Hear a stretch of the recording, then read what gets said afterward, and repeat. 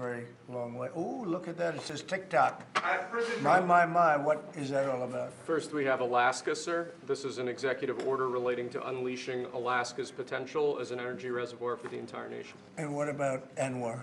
I believe that would be included in aspects of the order. So we're opening up Anwar. on the TikTok piece, President Trump, you and your members of your team now used to warn about the dangers of TikTok spying on Americans. What changed that you're not worried about that anymore? Well, it depends on the deal. I mean, I may not do the deal or I may do the deal. TikTok is worthless.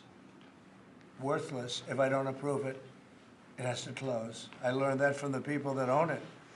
If I don't do the deal, it's worthless, worth nothing.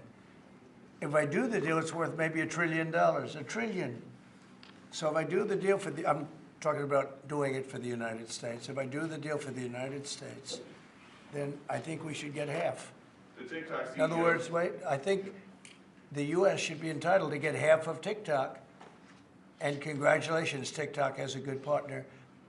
And that would be worth, could be $500 billion or something. It's crazy. The numbers are crazy. But it's worthless if the president doesn't sign, then it's worthless. If the president does sign, it's worth maybe $1 trillion. So I think, like a joint venture, I think we would have a joint venture with the people from TikTok. We'll see what happens. I mean, that's one of many ideas I've had. the CEO is now. Did he say that he's open to that idea? Who? The CEO of TikTok is around. Oh, I think he'd probably like it. Because he's got nothing. I mean, they really have nothing. It's passed in Congress. It gives the president a right to make a deal or to close it. And we have 90 days to make that decision. But I could see making a deal where the U.S. gets 50% of TikTok, polices it a little bit or a lot, depends on them.